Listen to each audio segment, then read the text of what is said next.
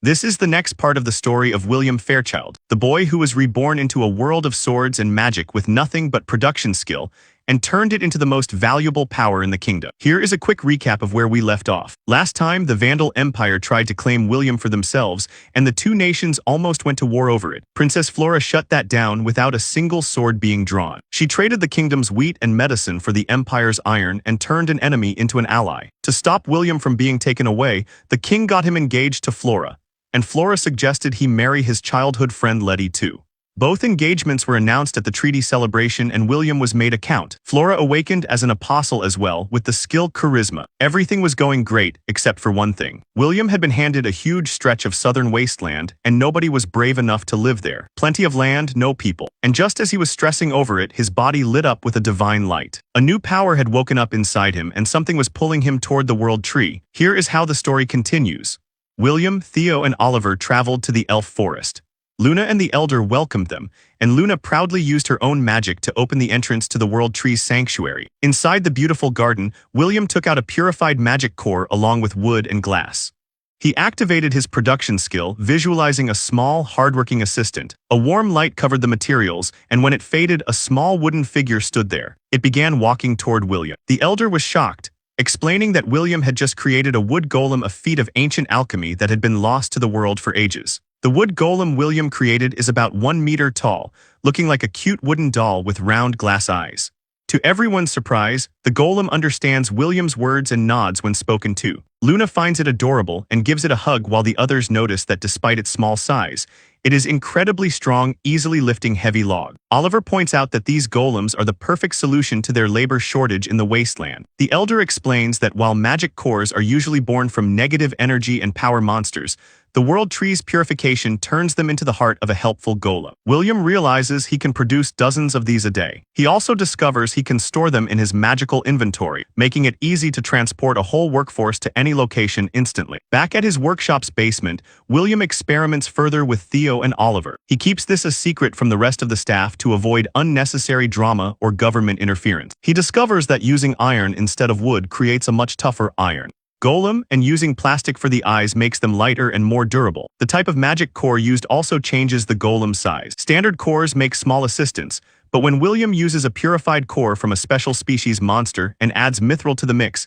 he creates something extraordinary. This new golem is taller than William, has mithril eyes, and can actually speak. It introduces itself as a servant, shocking Theo and Oliver. This advanced golem isn't just stronger. It has high intelligence and can command the other golems on its own. William visited the king to demonstrate his latest breakthrough, golems. He summoned a wood golem from his magical storage and commanded it to bow. The king was stunned, realizing the small wooden figure could actually understand human speech. He admitted that while he thought he'd seen it all with William's inventions, the boy had managed to revive legendary ancient alchemy. Back at the Northernford estate, William's parents, the Count and Mary, discussed the recent engagement news. Mary wasn't surprised that William ended up with Princess Flora, noting that Flora always seemed happiest around him. They laughed about William's extreme denseness regarding romance, especially since Flora had to be the one to suggest he also marry Letty. The Count was relieved that William chose girls who truly cared for him long before he became a famous hero, rather than the social climbers now trying to grab his attention. They also touched upon their eldest son, Edward, noting he is far too noble-hearted to be jealous of his younger brother's success. Edward seems interested in a duke's daughter, though his parents worry the political complications of such a high-ranking match might be difficult for him. Later, the king requested that William take Princess Flora to see the wasteland. Although the king initially thought it was too dangerous, Flora insisted on seeing the land she would one day help rule. William agreed, promising to keep her safe with his team and his magic guns. He also planned to teach her how to shoot so she could protect herself. To prepare for the trip, William modified his magical carriage, using space magic to expand the living area and bedrooms to accommodate Flora and her twin bodyguards. Hold up! Smash like and subscribe for more hidden manga gems. Now, I dare you to comment, I'm loving it. I bet most of you won't do it. Alright, let's continue. Chloe and Layla. On the day of the trip, William teleported directly into the palace courtyard to pick them up. The twin guards were so startled by his sudden appearance that they nearly drew their swords. William then teleported the entire group, including Letty, Theo, Luna, and his sister Sophie, to the vast southern plains. Flora was amazed by the instant travel and the sheer scale of the grasslands. As they traveled across the plains in the expanded carriage, Flora spotted figures working in the distance and was shocked to see golems herding cattle and building roads. William explained that these were his new workers. To help her feel more comfortable, William called over a wood golem that was working in a nearby wheat field. He explained that wood golems are great at farming, while iron golems handle the heavy construction. Flora and Letty were charmed when the small golem tilted its head to be petted, finding it surprisingly cute despite its mechanical nature. While the guards remained stunned by the sight of moving dolls, William felt proud seeing his creations helping to transform the wasteland. William explained that while the golems only follow his orders for now to prevent misuse, his high-level Legatus golem, whom Sophie nicknamed Legato, can manage the others on its own. Legato is a unique, intelligent golem born from a purified special magic core. When Flora met Legato, she was shocked to hear it speak. Legato immediately recognized Flora as an apostle because both golems and apostles are connected to the world tree. The golem bowed respectfully, leaving Flora amazed by William's legendary creation. Flora and Letty discussed how William's inventions would surely attract greedy nobles, but they felt relieved that his engagement to both of them would help block political opportunists. Meanwhile, the group moved further into the southern wasteland, transitioning from the grasslands to an area with rich black soil. The peace was interrupted by a pack of magic wolves. William's team handled it easily. Sophie used high-level wind magic to blow them away while the knights Rhea and Gil finished the rest. When more monsters appeared, Luna took them down with powerful ice magic. Flora's twin bodyguards, Chloe and Layla, were stunned by the team's strength, noting that even the young Sophie and the elf elder surpassed the skills of the royal capital's elite knights. Wanting to help, Flora asked to try a magic gun. William gave her one loaded with a fire magic stone. With a single shot, Flora successfully took down a magic wolf. She was thrilled to realize she could protect herself even without combat skill. While the group celebrated their easy victory, William had a nagging feeling that they were becoming too overconfident. He didn't realize yet that a much larger threat was looming. Meanwhile, Chloe and Layla reflected on their journey. They had always known Flora as the doll princess, but since meeting William, she had become bright and expressive. Although they were seasoned guards, they found themselves with nothing to do because William's companions were so overpowered. They decided to stay alert, promising to show their true worth if a monster ever managed to get past the others. Far away, in the territory of Count Waterford near the Great Forest, a crisis was unfolding. The Count, a proud warrior who led a group of elite knights, received terrifying news. A horde of over 1,000 monsters was marching toward them. This wasn't a typical small pack. The monsters had already smashed through the high walls of a nearby town by mindlessly throwing their bodies against the stone. Even worse, reports claimed some of the monsters could use lightning magic, something unheard of. As the Count's son panicked and suggested they flee, the Count stayed firm, refusing to abandon his people to the approaching darkness. Count Waterford stood his ground against his son, who wanted to abandon their people and flee to the capital. The Count made it clear that a noble who doesn't protect his citizens has no value. He looked at his son with disappointment, comparing him to William. While William had become a hero through his hard work and production skill, the Count's son was lazy despite having magic powers. The son even held a petty grudge against William, claiming he used to bully him as a child and that he deserved to marry Letty instead. Disgusted by this behavior, the Count beat his son until he was silent and prepared for a final stand, regretting that he had been too soft on the boy after his mother died. The Count reflected on how his old-fashioned views about only valuing swords and magic were wrong. Without William's wheat and medicine, his people would have already succumbed to hunger and disease. He realized that true leadership meant more than just fighting. Ready to face the end, he placed his cowardly son in the front line to ensure he couldn't run away. With a final prayer to the king, the Count led his knights into a desperate charge against the massive monster horde. News of the attack reached the royal knights stationed in the west. Thanks to the high-quality roads built by William's workshop, the reinforcements arrived at the capital of Waterford faster than ever before. However, they arrived to tragic news. While the city walls were still standing, the deputy commander informed them that Count Waterford had died in battle. After seeing his men getting slaughtered, the Count had charged into the enemy alone to buy time, dying a warrior's death. His son had also perished. With no heirs left, the deputy handed over 2 final letters from the Count, one for the king and one for William's father, before returning to the front lines, refusing to abandon his post. 2 days later, the monster horde attacked again. Despite the Count's sacrifice, the number of monsters had surged back to over 1,000. The royal knights decided to meet them in the open field to utilize their horse-mounted mobility. At first, the knights had the upper hand. Their mages blasted the front lines with elemental magic, and their armor, enhanced with William's special enchantments, protected them from the wolves and boars. Suddenly, the tide turned. Lightning began striking from the sky, a terrifying phenomenon caused by the monsters themselves. Powerful magic bears, usually found only deep in the forest, joined the fray. The knights were forced to retreat toward the city of Torvine as the lightning caused chaos. The remaining Waterford knights stayed behind, sacrificing themselves to hold off the horde so the younger royal knights could escape. The survivors managed to lock themselves behind the city walls of Torvi. They were trapped, unable to head back out due to the threat of lightning magic and their growing number of injuries. The commander hoped to hold the line until more reinforcements arrived from the capital, but after a few days of silence, the monsters suddenly vanished. The knights wondered if they had finally won, but the eerie disappearance suggested the threat was far from over. The monster horde moved past the Waterford territory and invaded the neighboring lands of Barren Woodpole, which happened to be Mabel's hometown. Since this area didn't border the Great Forest, the Baron had very few knights and was completely unprepared for an attack. A bloodied scout arrived at the Baron's manor with terrifying news. A group of nearly 1,000 monsters was approaching. The Baron immediately ordered the border villages to be evacuated and sent a messenger to the capital to beg for reinforcement. Knowing his 20 knights couldn't stop such a force, the Baron led a small group to intercept a scouting party of monsters, hoping to slow the main army down and buy his people time to escape.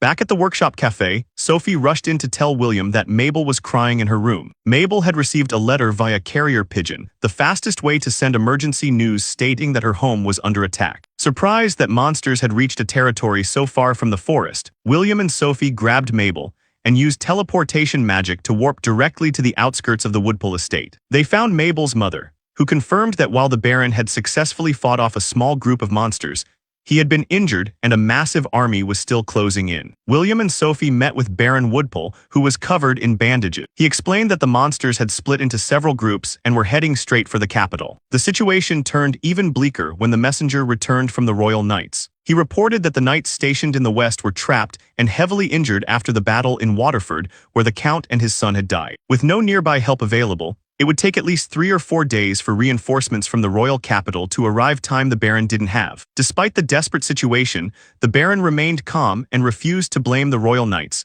stating that a noble must protect his own land. He turned to William and Sophie, begging them to take Mabel back to the safety of Northernford, while he and his wife stayed behind to stand with their people. William was deeply moved by the Baron's bravery and honor. William felt a wave of regret, wishing he had prioritized making long-distance communication devices instead of touring the wasteland. He knew that by law, only a duke could send an entire army to another territory without the king's permission, meaning his father couldn't officially send the Northernford knights to help.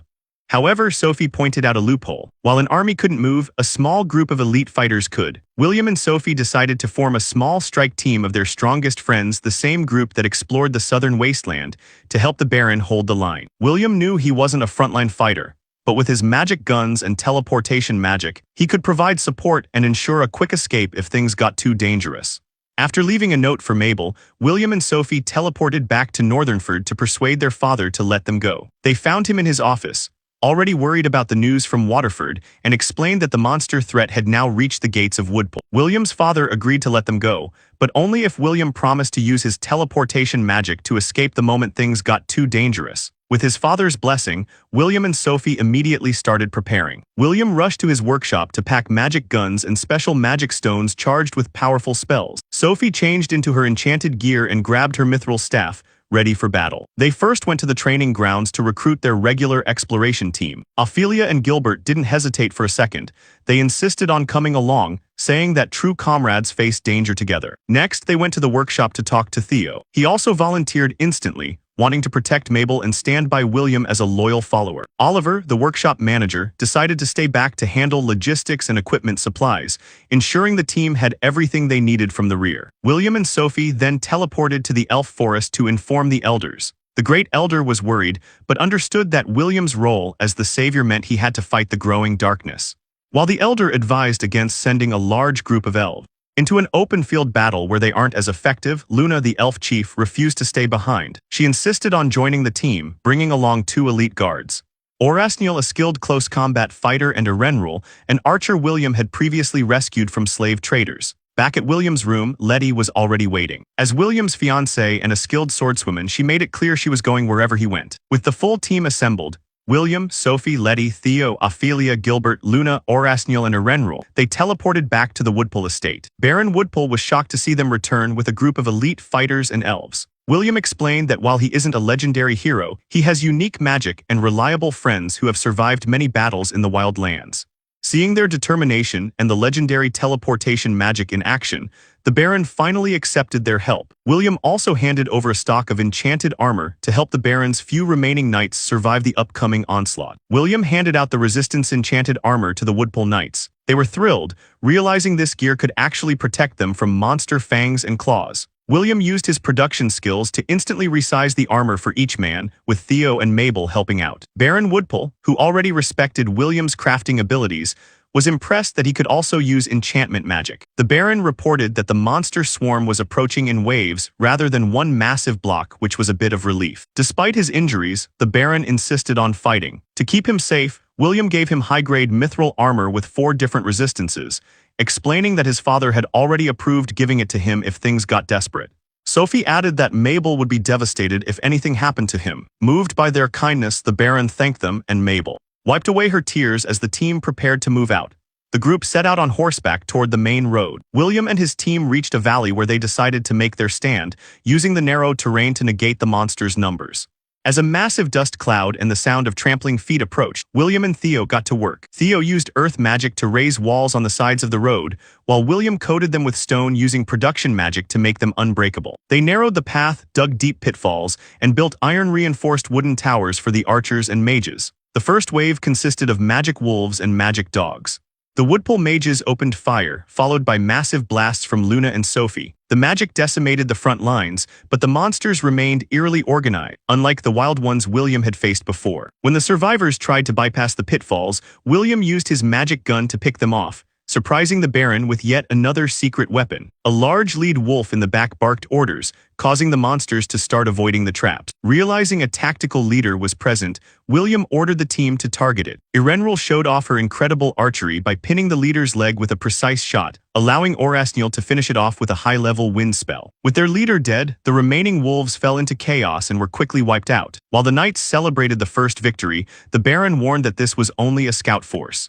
Luna predicted the next wave would be magic boars, which are much tougher. William consulted with Letty and Sophie on a new plan and had Theo help set the stage. Soon, about 200 magic boars charged through the valley. Letty stepped forward, her mithril sword glowing crimson with magic, as she sliced through the massive beasts with ease. Ophelia and Gilbert held the flanks, taking down boars with sharp, disciplined strikes. However, the monsters kept coming without hesitation, putting immense pressure on the front line. To support them, Irenril began firing arrows with lethal precision, hitting the boars directly in the eyes to thin the herd. Irenril showcased her godlike archery skills, giving the front line a much-needed breather. William supported them by picking off monsters with his magic gun. As the battle against the magic boars intensified, Ophelia began to tire from the continuous fighting. Seeing this, Orasniel quickly swapped places with her to maintain the defense. While the team held their ground, the Woodpole Knights were struggling against the sheer weight of the charging board. Baron Woodpole, despite his injuries, stepped up to the front to prevent a breakthrough. William realized the monsters were too well organized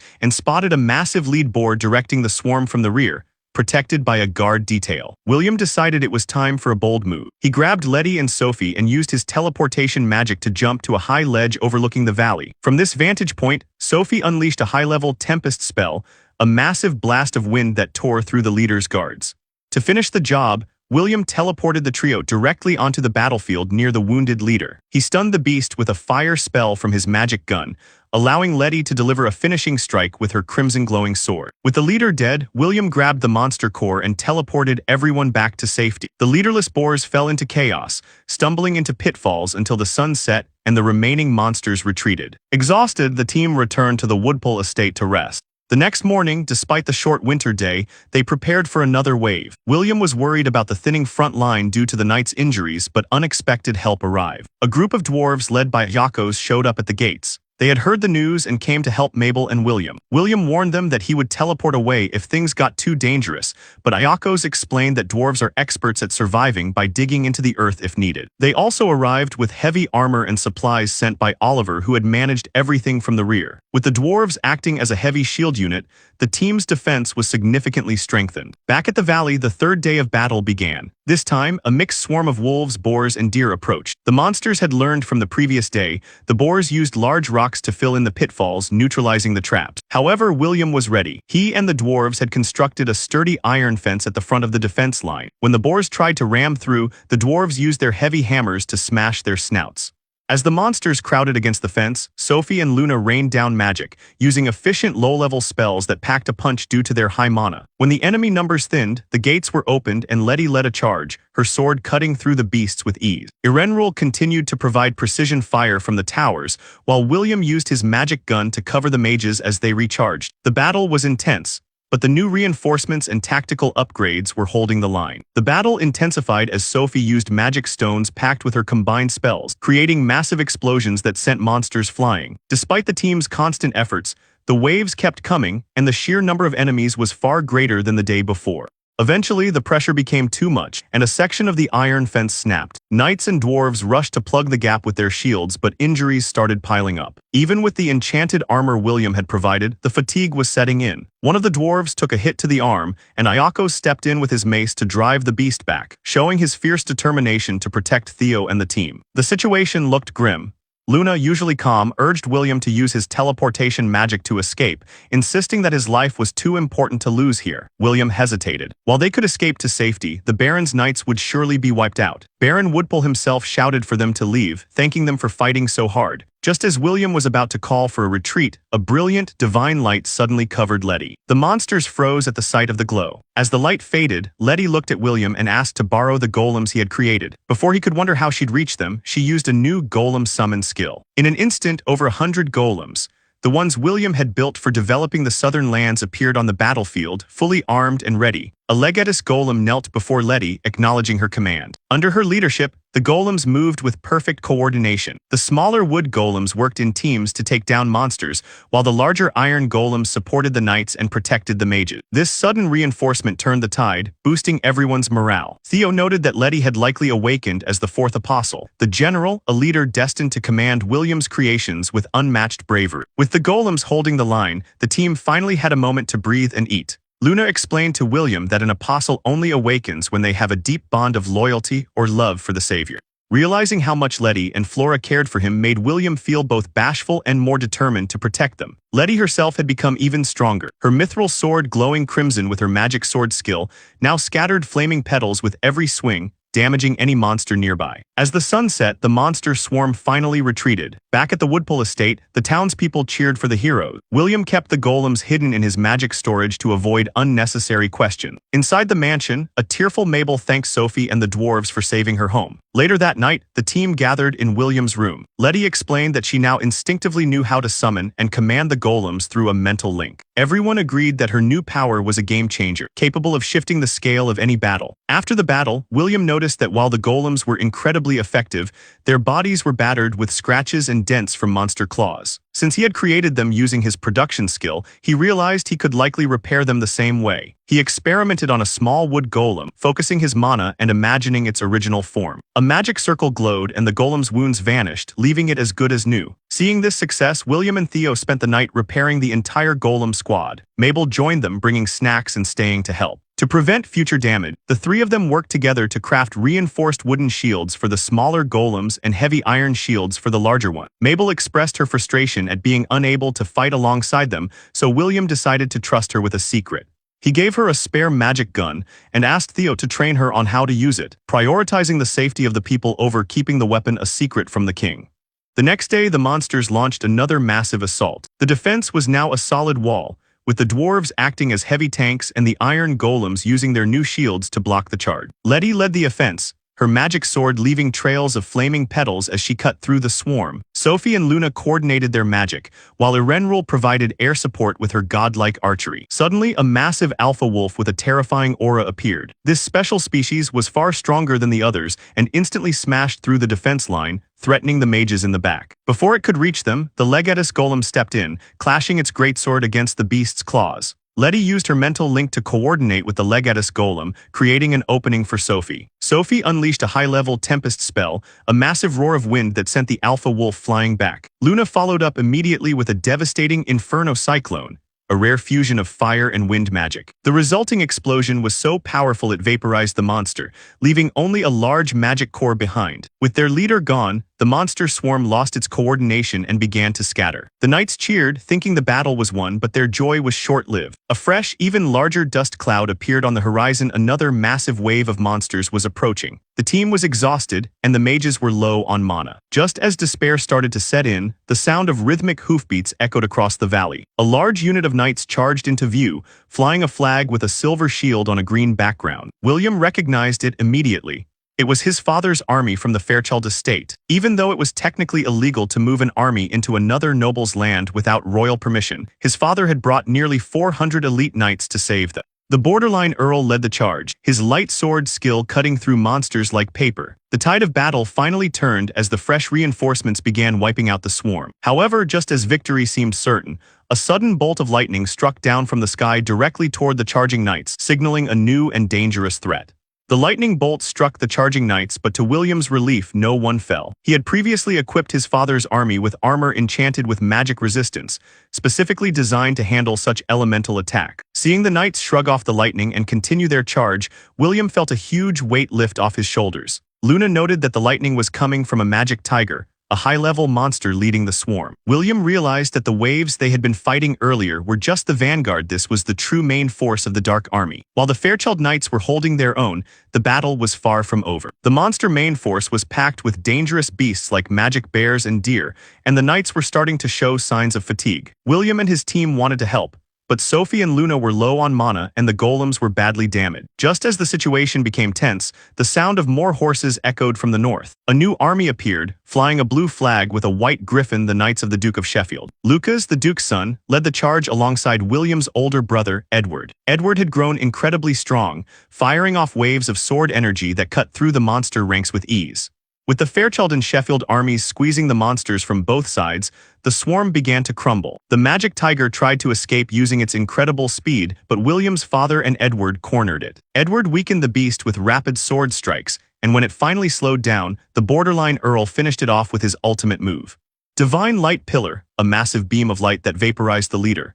With their commander dead, the remaining monsters scattered in panic. The Woodpole Knights cheered, realizing their home was finally safe. Mabel hugged Sophie in tears, thankful that her family had survived. After the battle, Lucas and Edward approached William. Lucas admitted he hurried to the west not just out of duty, but because he heard William, the person the Duke's family owed everything to, was in danger. Edward gently scolded William and Sophie for taking such a huge risk with a small group, reminding them that William is a national treasure and shouldn't be so reckless. William promised to be more careful, and decided he would focus on building even more golems to prepare for future threats, especially since he had collected a massive amount of monster cores from the battlefield. Later, William's father arrived to speak with Baron Woodpole. The Baron was moved to tears when he realized the Earl had risked royal punishment by moving his army without the king's permission just to save a small territory. The Earl explained that he couldn't stand by and watch a tragedy happen, and his wife had encouraged him to follow his heart. The Earl had left a small force behind to guard their own lands, and pushed his men to the limit to reach Woodpole in just 2 days. It was a lucky coincidence that the Duke's army arrived at the same time, but it was the quick thinking of William's family that truly saved the day. As the armies prepared to head back to their respective homes, William felt a sense of relief. He realized that while he wasn't a legendary warrior, he could accomplish great things by working with his friends and family. The battle was over, and for the first time in days there was peace. While the Fairchild army and the Duke of Sheffield's knights celebrated their hard-won victory, William's older brother, Edward, reflected on how he ended up on that battlefield. A few days earlier, while finishing his duties at the Royal Academy Student Council, Edward had received an urgent message from his father via carrier pigeon. The letter detailed the fall of the Waterford territory and the imminent destruction of the Woodpole lands. It also mentioned that William and his team had already rushed there to buy time. Edward knew William was brave, but he worried his younger brother might stay too long and get hurt. Since only a duke can legally move an army without the king's permission, Edward immediately went to his friend Lucas, the son of the Duke of Sheffield. Lucas didn't hesitate. He called upon his family's knights to save William, the person his family owed so much to. Before leaving, Edward also met with Francois, a clever girl from the Silticame Duke's family. He asked her to use her family's political influence to protect William and their father. He knew that using secret magic weapons and moving moving an army without permission could cause major legal trouble with the king. Francois, impressed by the Fairchild family's loyalty to one another, promised to handle the political fallout. Back in the present, with the monsters defeated, William prepared to return home. Mabel decided to stay in Woodpole for a while to help her parents rebuild their destroyed villages. Theo and the dwarves promised to return soon to assist with the recovery efforts. After a tearful goodbye, William used his teleportation magic to bring his core team Sophie, Letty, Theo, and the Knights back to his workshop in Northernford. Safe at home, William and Sophie thanked their friends for their incredible bravery. Luna and the elves headed back to their forest, while the knights Rhea and Gil returned to their barracks. William made sure to visit Oliver, who had worked tirelessly behind the scenes to keep the team supplied with magic stones and equipment. William then took Letty and Sophie to see his mother, Mary. She pulled all three of them into a warm hug, relieved that her children and William's new fiancée were safe. William explained that their father and Edward were also safe and had successfully taken down the massive magic tiger. However, a cloud of worry hung over them. Their father had moved an army without the king's permission, a serious crime that could lead to heavy punishment. Mary told them not to worry for now and to focus on resting. The next day, the main army and the dwarves finally arrived back in Northernford. To William's surprise, the townspeople had already heard the news through merchant networks. The streets were packed with people cheering, waving, and throwing flower petals as the knights and dwarves paraded through the town. The borderline earl finally returned to the estate, looking exhausted but proud. He greeted Mary and confirmed that thanks to William's team holding the line, they were able to wipe out the swarm. He praised Edward's growth in battle and mentioned how they worked together to finish off the monster leader. While the victory was great, the family knew they would soon have to face the king to explain their actions. Back at the family estate, William's father, Lord Theodore, gathered everyone in his office to discuss the fallout of their unauthorized military move. He explained that by law, only a duke can move troops without the king's permission, and since he broke that rule to save the Woodpole barony, he expected to be punished. Sophie felt guilty, thinking it was her fault for wanting to save her friend Mabel, but William and his parents reassured her that they did the right thing to save lives.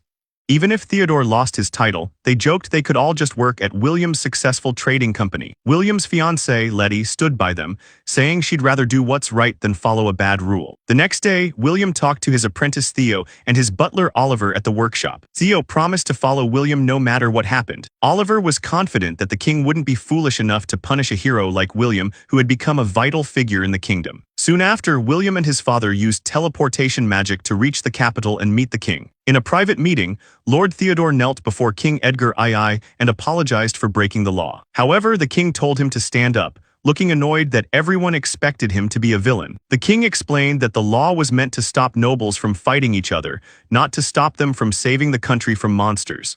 He revealed that powerful allies, including the Duke from the north, and even the Duke from the south had already contacted him to defend the Fairchild family. Even the king's own daughters, the princesses, had threatened to cut ties with the royal family if William and his father were punished. The king admitted he should have promoted Theodore to Duke a long time ago. To fix the legal mess, the king decided to officially claim that the Fairchilds were acting under secret royal orders. Not only were they cleared of all charges, but the king promoted the family to the rank of Duke. He also shared a surprising detail. The late Earl Waterford, who had died fighting the monsters, had left a will. Despite being a stubborn rival in the past, the Earl praised William's achievements and requested that the Fairchilds be promoted to dukes as his final wish, while the capital held a memorial for those lost in the monster attack.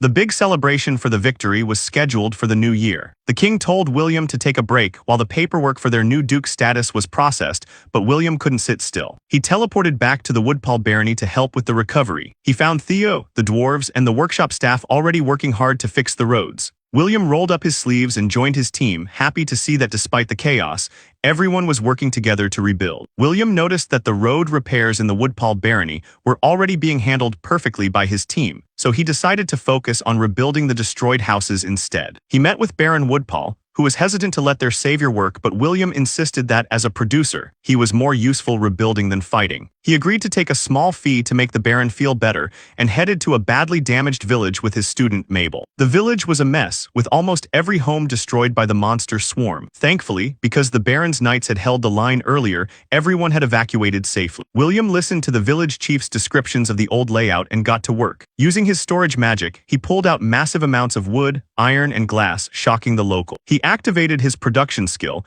envisioning sturdy log houses like the ones the dwarves and elves build. Because his magic power had increased, he was able to build 20 houses in a single day. The next day, William returned with Mabel and built 3 large inns to help the village's economy recover. The villagers were moved to tears, some even kneeling in prayer at the sight of their village being restored in just 48 hours. William left the village feeling satisfied, unaware that the locals were already planning to build a statue in his honor. Meanwhile, William's older brother, Edward, was reflecting on their family's promotion to duke status. Becoming a duke meant the Fairchild family would now officially guard the western region and have the authority to move troops without the king's permission. However, Edward was worried about a specific requirement. Duke families usually need a blood connection to the royal. He assumed this meant he would have to marry Princess Elizabeth, the student council president. While he respected her, he knew her dream was to become the knight commander, a dream she'd have to give up as a duchess. While Edward was brooding over this at the academy, his friend Francois approached. She realized he was worried about Elizabeth's dreams and pointed out that she, Francois, was also royalty. Her mother is the king's sister. She essentially proposed to him, blushing as she asked if he liked her. Edward praised her intelligence and kindness, admitting her smile always cheered him up. Realizing that marrying Francois would satisfy the legal requirements while letting the princess chase her own dreams, Edward happily agreed to move forward with their engagement. As the new year arrived, the capital prepared for a massive victory celebration and the official announcement of the Fairchild's promotion. William, his father, Edward, and Sophie teleported to their estate in the capital. It was Edward's first time teleporting, and he was amazed. The family no longer had to hide William's teleportation skills because the king decided to announce William as a savior chosen by the world tree. The king believed that having a legendary hero who could teleport would make the citizens feel safe. As they sat down for tea in the capital, the family began discussing the king's strategic timing for the upcoming festival. The victory ceremony began at the royal castle with a grand red carpet welcome and cheering crowds.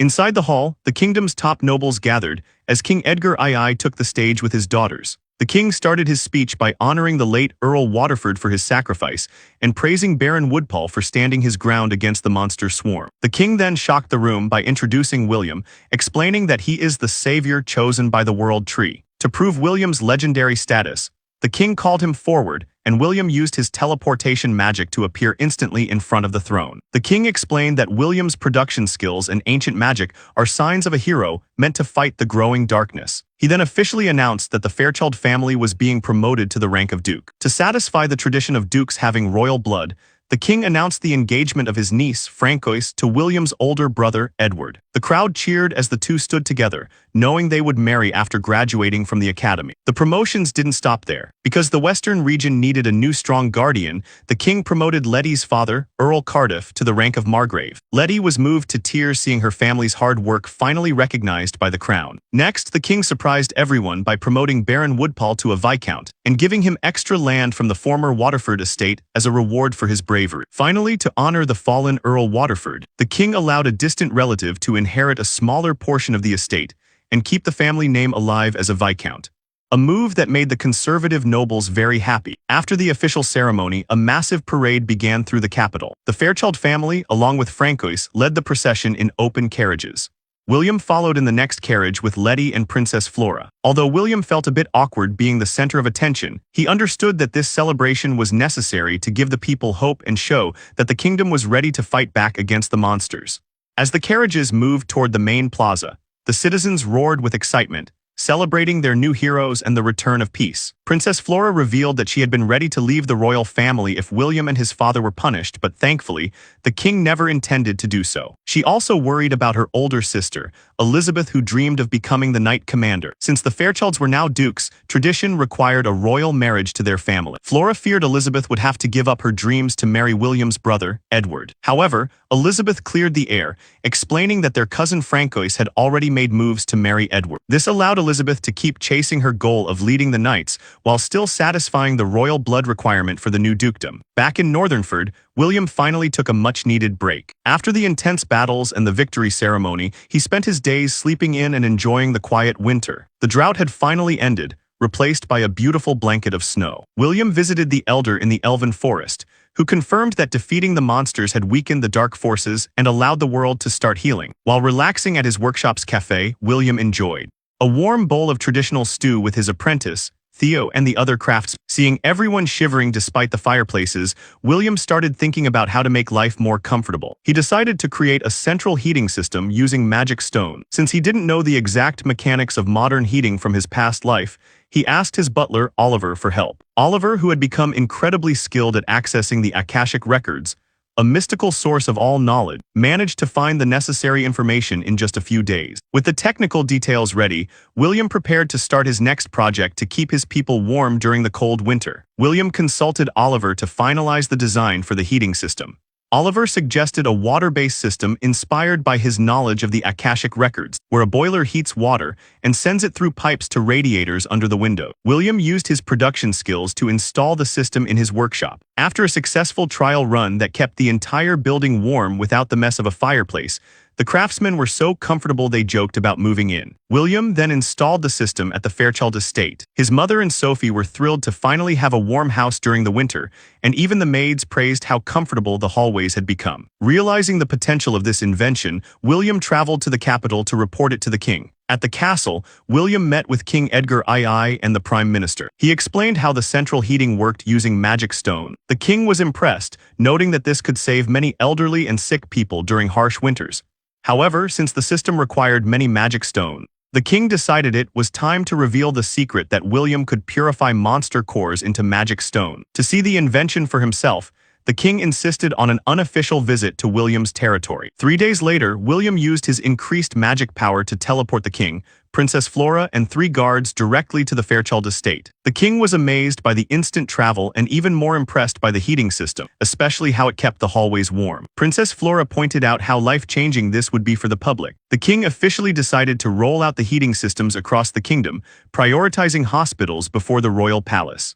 It was also agreed that the kingdom would start buying monster cores for William to purify, turning them into the magic stones needed for the new technology. Oliver was pleased, as everything was unfolding exactly as he had predicted.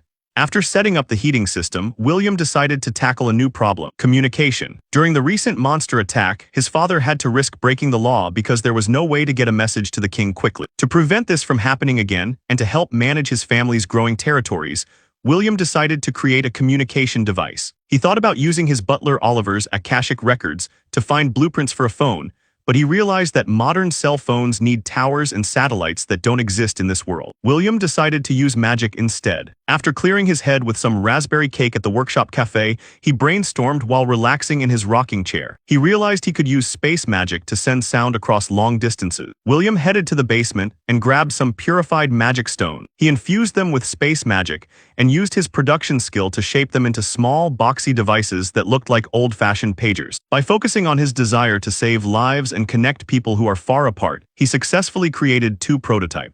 To test them, William asked his apprentice Theo for help. They stood on opposite ends of the room, and when William spoke into his device, Theo could hear him clearly. However, the sound was a bit faint and scratchy. William spent the next few days testing the range by teleporting further away, first to the outskirts of town, then all the way to the capital. The devices worked, but they needed more power. William and Theo refined the design using larger magic stones from high-level monsters and adding mithril to the casing. Mithril is great for conducting magic, which made the voices crystal clear even over long distances. They produced 10 units and added buttons so users could dial specific numbers to reach different devices. William started distributing the communicators to his inner circle. He gave the first one to Oliver, who noted that merchants would pay a fortune for such a thing. Next, he gave one to his fiancée, Letty, so they could coordinate during emergencies. He also visited the Elven Forest to give units to the Elder and Luna. Finally, William teleported to the royal castle to give a device to Princess Flora. She was incredibly impressed, pointing out that this wasn't just for war, it would change how the kingdom handled natural disasters like floods or earthquakes. She was also touched that William gave her a device before reporting it to the king. Flora offered to handle the official report to her father herself. When William told his father about the invention, Lord Theodore was relieved that Flora was handling the king, as William's constant stream of world-changing inventions was starting to give him a headache. Meanwhile, the impact of the Fairchild family's rise was being felt across the kingdom. Letty's mother, the new Margravine Cardiff, reflected on how much her family's life had changed. They had gone from a standard noble house to a powerful border-guarding family. all thanks to their friendship with the Fairchilds and William's inventions, like the drought-resistant wheat that saved their lands from famine. Margravine Cardiff, Letty's mother, reflected on her daughter's difficult journey. Despite being a girl in a world that valued male warriors, Letty had trained tirelessly. She had often felt overshadowed by the natural genius of William's older brother, Edward, and felt plain compared to William's world-changing inventions. There were times she even avoided seeing William because she felt she wasn't good enough. However, her hard work eventually paid off when she awakened her magic sword skill.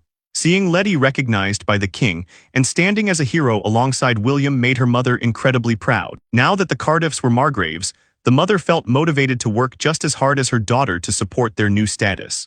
During the long, cold winter in the Albion Kingdom, William decided to visit the local winter market in Northernford. He brought along Letty, Princess Flora, and his sister Sophie. To avoid the long carriage ride, William teleported to the palace to pick up Flora, who was thrilled to get away from her royal duties for a day. The market was more crowded than ever, filled with stalls selling handmade crafts, jams, and sweets under the glow of countless lamps. The group walked through the market, sipping hot wine spiced with cinnamon and citrus. William indulged in his favorite snack, grilled sausages in small buns, while Sophie and Flora enjoyed Snowball, a powdery fried pastry.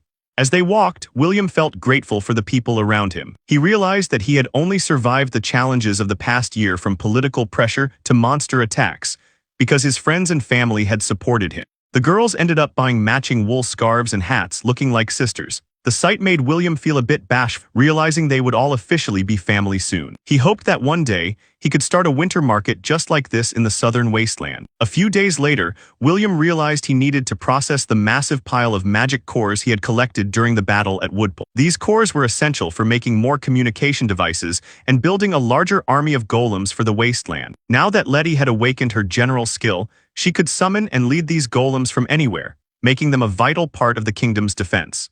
Using his new communication device, William called the elf forest. Luna answered immediately, and they scheduled a visit for the next afternoon. When William told Letty about the plan, she insisted on coming along, wanting to be there the moment the new golems were brought to life. William also called Princess Flora to let her know. Over the speaker, he could hear Flora's maid, Cecilia, scrambling to rearrange the princess's busy schedule so she could join them. William felt a bit guilty for the sudden request, but he was happy they could all go to the World Tree together. The next day, William used his teleportation magic to pick up Letty and Flora, and the three of them arrived at the elf forest.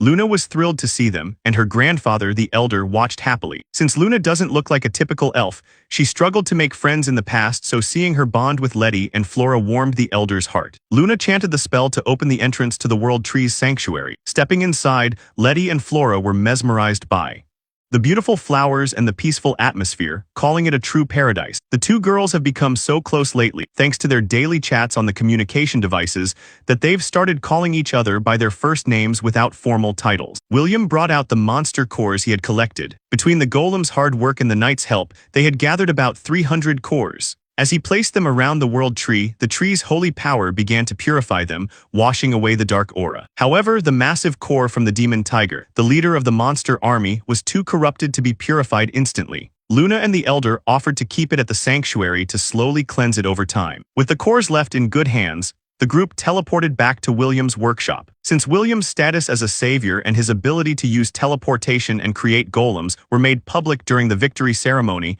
he no longer has to hide his movement. Even the workshop staff, like Carpenter and Ira, weren't shocked by the news. They already saw William as a hero who had saved countless lives. At lunchtime, they headed to the workshop's cafe. Baker, the chef, prepared pork sauté with an apple sauce using sage that William had found in the wild. The meal was a hit, even with Princess Flora, who has high standards for food. During lunch, Theo and Oliver joined them. They realized that with the communication devices and William's teleportation, it's now much easier for the four apostles, Letty, Flora, Theo, and Oliver, to gather in one place. After eating, they went down to the underground research lab. William explained his plan to use the purified cores to create 100 new golems to help develop the southern lands. After some discussion, they decided on a mix: 30 wood golems for farming and 70 iron golems for construction and defense.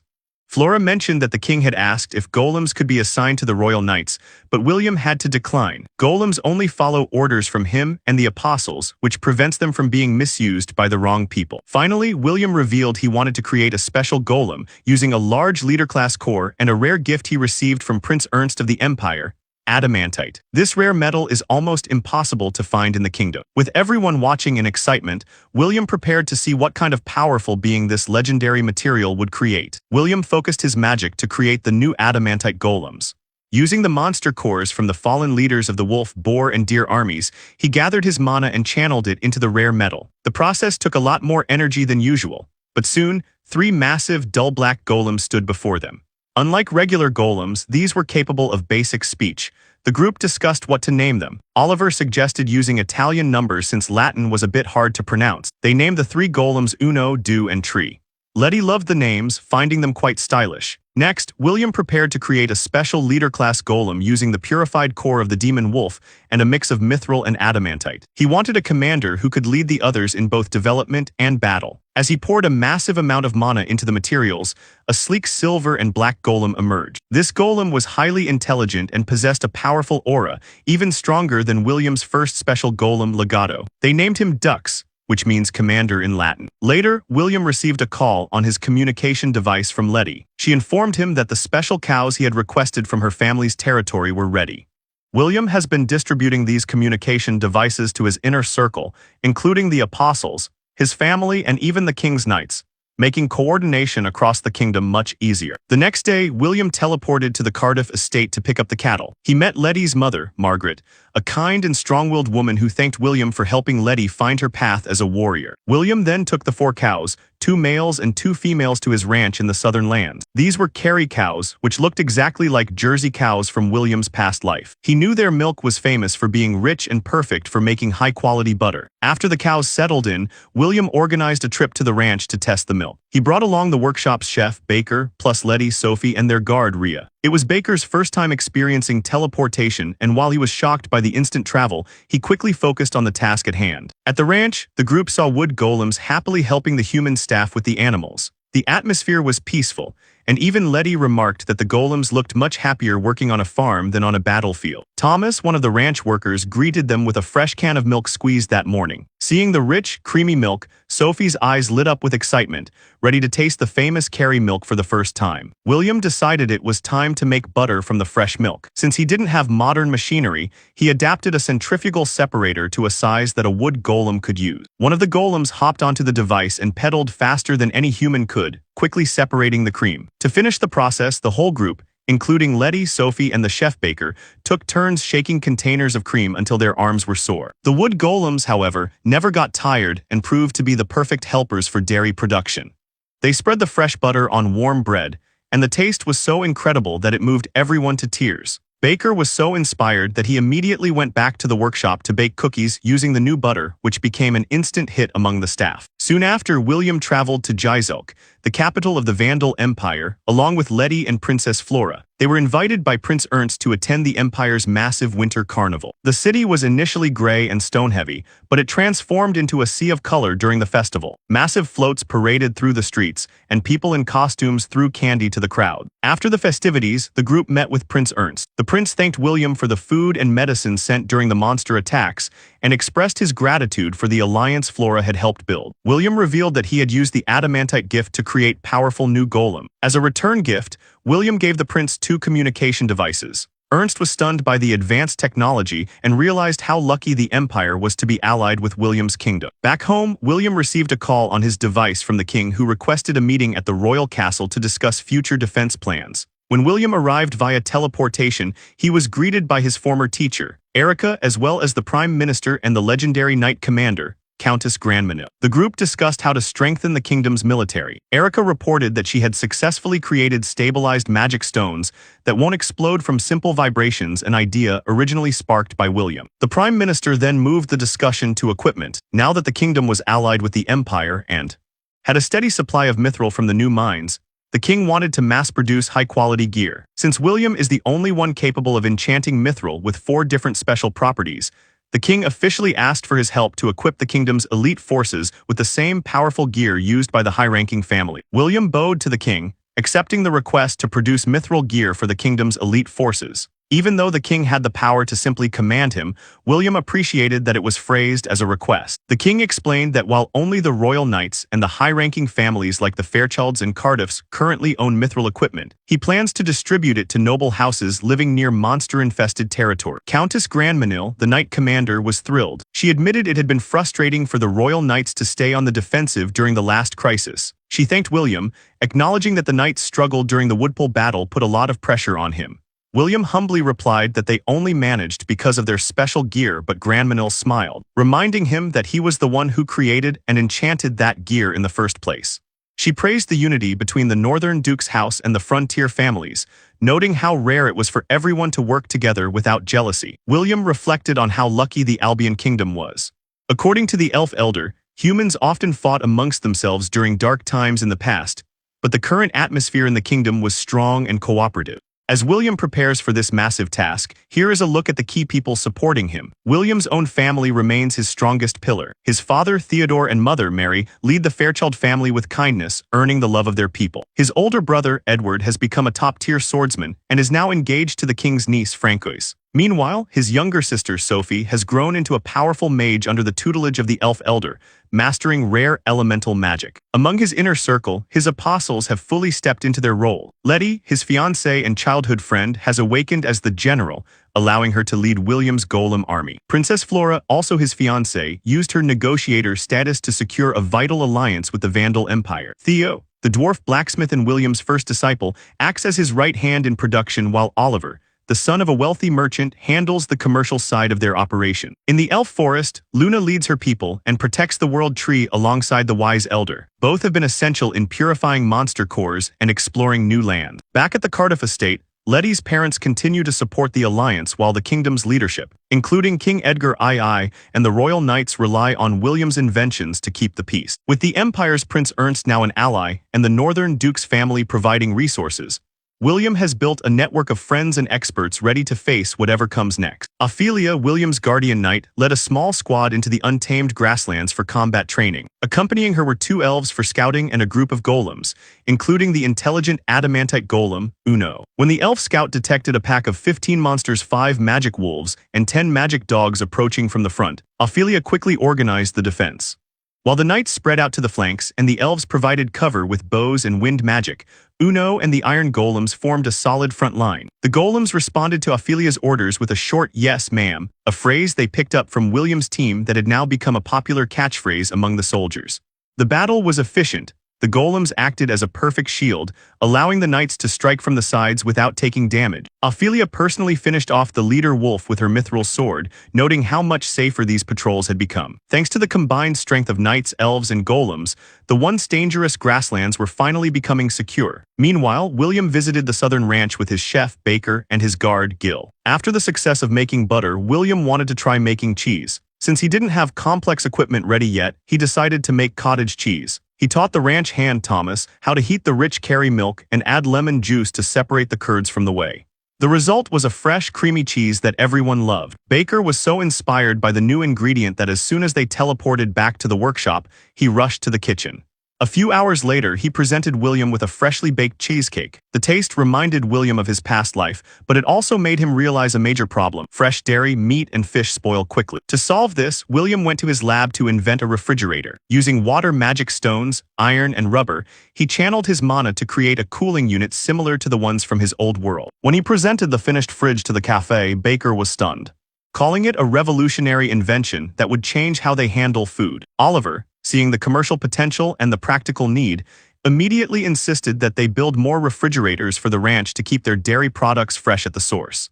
Oliver suggested opening a cafe at the ranch to attract tourists and help develop the southern lands. William liked the idea and called a meeting with the 4 apostles, Letty, Flora, Theo, and Oliver, to plan the new town. They met at the royal castle's courtyard, where Princess Flora officially welcomed Theo for his first visit. Over tea, the group discussed the project. Oliver explained that many people are curious to see the golems that fought in the war, so a tour showing them working on the farm would be a huge hit. William introduced the concept of the refrigerator to Flora and Letty, explaining how it would keep dairy products fresh for the cafe. He then served them cheesecake he had brought in his spatial storage. Both girls loved the new dessert, and Oliver mentioned they were also developing cream cakes and planned to use plastic plates and forks for better hygiene. The group agreed that tourism would create jobs and boost the local economy. With the monster threat reduced thanks to the knights and elves, they decided to build a town near the ranch. William noted that between his production skills, Theo's earth magic, and the golem's strength, they could build the town quickly without needing to hire outside contractors.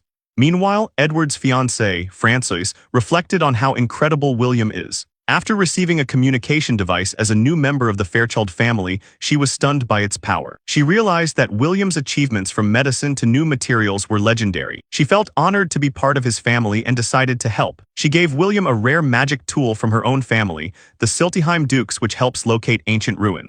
Francois also shared a deep secret with William. She doesn't actually have natural elemental magic. Her high grades and abilities come from a commerce skill and a magic tool she found in a ruin. Seeing how the Fairchilds treated William despite his production skill gave her the courage to come clean. She thanked William for not only accepting her, but also for saving her cousin, Princess Flora, when she was struggling with her own non-combat skill. Back to town planning, William proposed building the new settlement by a nearby river. He planned to literally pick up the existing farmhouses and move them to the new location using his storage magic. His main goal was to build a modern sewage system to keep the town clean and prevent diseases. Oliver noted that while ancient civilizations had sewers, the knowledge had been lost over time, making William's plan a revolutionary step toward a healthier society. William finalized the plans for his new town, focusing on a modern drainage system. He designed underground channels to collect wastewater and rainwater, leading them to a purification plant where gravel would filter the water before it returned to the river. To prevent diseases like tuberculosis,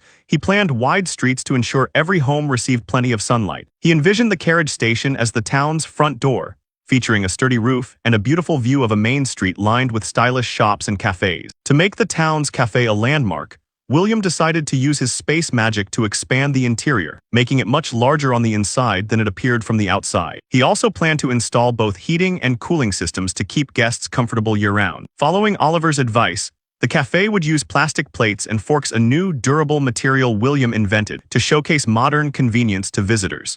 Before starting construction, William expanded his livestock by purchasing goats from the Southern Duke's family, the Siltyheim. His future sister-in-law, Francois, revealed that her family had long kept their commerce skill a secret, pretending it was magic to avoid political trouble. She thanked William for creating a world where production and trade skills are finally respected. To celebrate their engagement, William's brother Edward and Francois visited the ranch. Francois was delighted by the wood golems, who were gently caring for the goats. She realized that these golems were a revolutionary labor force that could change the entire kingdom's productivity. With everyone's blessing, William officially began building the town near the southern ranch. He teleported to the site with his apprentice Theo and his guard Gil. They started by constructing the carriage station, complete with wooden benches and schedules, resembling a train station from William's past life. Next, he used his production skill to build the main cafe. He used polished black stone for a sleek, modern look and fitted large glass windows to let in the sunlight that the local people love. Inside the cafe, William installed a massive, seamless wooden counter and comfortable chairs crafted by his workshop team. He carefully set up the magical climate control and the spatial expansion,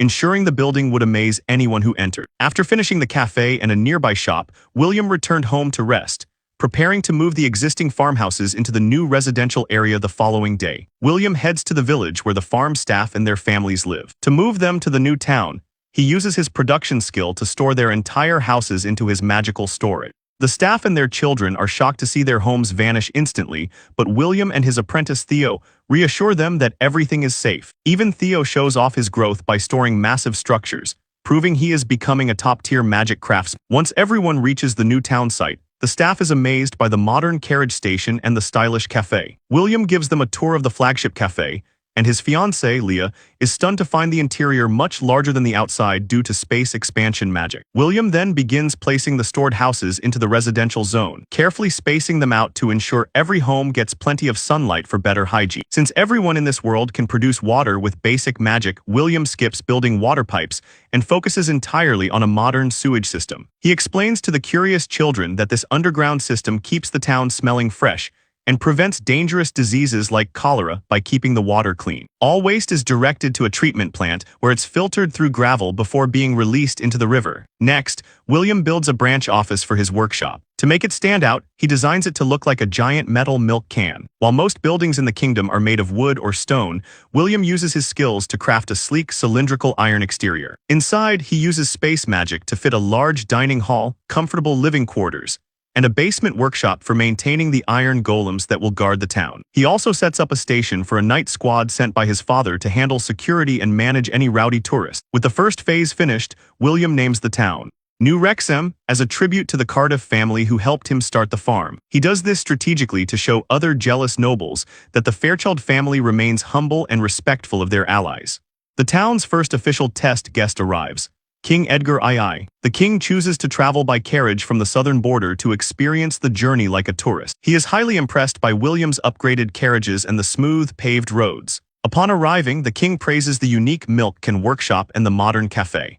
Inside the cafe, the king enjoys a lunch of green basil pasta and apple pie, noting how the mix of high-tech space magic and cozy wooden furniture feels perfect. The king is particularly impressed by the sewage system and wide streets, deciding that these health-focused designs should be used in all future town planning across the kingdom. After a successful visit, William teleports the king back to the palace, but he can't rest yet.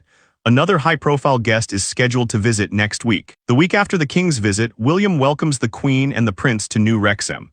Although he wasn't close to them before, his future sister-in-law, Francois, helped set up the meeting. News of the royal visit spreads quickly through the noble grapevine, and suddenly, every noble in the capital wants an invitation. Even the ones who ignored William when he first moved to the Wasteland are now acting like his best friends. William decides to welcome everyone, but gives priority to those who supported him early on. The first official noble guest is Lucas Sheffield, the son of a duke and a friend of William's brother, Edward. William uses teleportation magic to bring Lucas to the town instantly. Lucas is highly impressed by the modern layout, wide roads, and sewage system, promising to use these ideas in his own territory. He also offers to help recruit more settlers to solve the town's labor shortage. Next, Viscount Woodpull visits. He is amazed by the progress and offers his full support, noting that some of his own soap-making craftsmen actually want to move to New Wrexham to work in William's workshop. The business world is also buzzing. Alex, the head of the Levant Merchant Guild and Oliver's father, visits and decides to open a major branch in the town. He even lets Oliver manage it. This partnership is a win-win. The guild gets priority access to William's new inventions like plastics and herbs, while the town gets professional staff for the cafes and shops. Other merchants follow suit, planning new hotels and restaurants. Soon, the first official tour carriage arrives, packed with tourists. They are blown away by the spacious magic carriages, the stylish glass-walled cafes, and the milk can workshop. The wood golems at the farm become an instant hit because of how cute and helpful they are. In the cafes, guests rave about the fresh butter, cheesecake, and the lightweight plastic dishes, which they buy in bulk at the gift shop. As the town's popularity explodes, William realizes he needs more infrastructure. He builds 4 more high-capacity magic carriages to handle the 6-month-long waiting list of tourists. To keep up with the demand for lodging, William decides to build a massive flagship hotel. Instead of a standard stone building, he and Oliver use a cheat method. They use Oliver's special skill to study the concept of reinforced concrete from another world, and then use William's production skill to build it. They construct a 10-story luxury hotel, the tallest in the kingdom, with a marble lobby and grand glass chandeliers. It becomes the town's new landmark. Finally, William invites his close friends and his sister, Sophie, to see the finished project. They are stunned by how fast the town has grown. Sophie jokes that this is what happens when William stops holding back his powers. William is just happy to see his golems and magic being used to build a peaceful, thriving community. William welcomes the queen and the young prince to New Wrexham. Francois accompanies them, explaining that she wants to strengthen the bond between the royal family and the Fairchilds. The queen is instantly charmed by the flagship cafe, loving the contrast between the modern glass exterior and the cozy wooden interior. Meanwhile, the 10-year-old prince is fascinated by the milk can workshop. William takes them inside, showing off the underground maintenance area for the golem. The royals are deeply impressed by William's production skills, and the queen admits she had overlooked how useful production magic could be compared to typical combat magic. Seeing the wood golem's cute appearance and the iron golem's cool design makes the royal visitors big fans of William's creation. Later, William toured the town with his sister Sophie and his close friends. To avoid being mobbed by fans, they wear hats and glasses as disguises suggested by Oliver. They visit a local gift shop and find watercolor postcards of the town's landmarks, the cafe, the workshop, and the massive 10-story hotel, becoming bestsellers. The group notices long lines everywhere. While the cafe is packed, the biggest crowd is at the hotel. Since the rooms are fully booked for months, William created an observation deck on the top floor for tourists who just want to see the view. Wood golems help manage the crowds by holding end-of-line signs, which tourists find adorable. This helps change the public's perception of golems from scary monsters to helpful companions. The town's reputation for being advanced and hygienic spreads across the kingdom through word of mouth. People are talking about the smooth carriages, the flushing toilets, and the clean streets. Because of this, the old image of the wasteland being dangerous and inconvenient is gone. Suddenly, everyone wants to move to New Wrexham. The influx of relocation applications becomes so massive that William's workshop can't handle the paperwork. William's father steps in, having the Fairchild family estate and their head butler, Smith, manage the applications. William sets up a strict screening process, including interviews, to ensure that only good people and those who won't steal his technology are allowed to move in. Despite the tough rules, being accepted to live in New Wrexham becomes a status symbol. To house the new residents, William and his apprentice Theo begin building stone apartment complexes along the main street. Inspired by European-style architecture, these 5-story buildings are much sturdier and more modern than the wooden houses found in the capital. As the population grows, Oliver opens more everyday shops and restaurants to support the residents. Even the Levant Merchant Guild finishes its new branch office, designed with a sleek black stone and glass exterior to match the town's modern vibe. New Wrexham is quickly transforming from a small farm outpost into the most advanced and talked-about city in the kingdom. As more people move in, other merchant guilds have started building facilities for the permanent residents. Since William's workshop handles the construction, his production skills combined with the tireless golems allow buildings to go up incredibly fast. The sound of construction now fills every corner of New Wrexham, turning what was once a lonely wasteland into a buzzing city full of energy. However, while residents are carefully screened, tourists are not, which has led to some inevitable trouble. To handle this, the security team got a major upgrade. King Edgar followed through on his promise to support the Wasteland's development by setting up a Royal Knight base in the nearby town of Tintern. These Royal Knights now patrol the area and hunt monsters in the wild. Their presence is especially helpful when dealing with entitled nobles who visit as tourists and make annoying demands, as the Knights are experts at handling high-status troublemakers. With the Royal Knights working alongside the Fairchild Knights in Golem, the town has become one of the safest and most comfortable places in the kingdom.